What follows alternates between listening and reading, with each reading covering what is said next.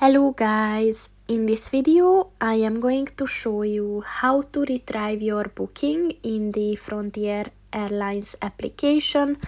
But first I just want to mention, don't forget to subscribe to my channel, because at 10,000 subscribers I am going to show you my whole YouTube revenue statistics and growth strategy, as well as how to make money online.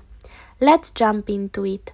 First of all, open the application on your phone and then click on the My Flights button at the bottom of the page.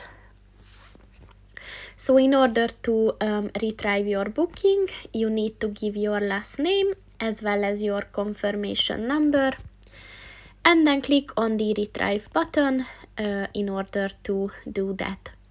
So that's pretty much it for this video, guys. See you in the next one. Goodbye.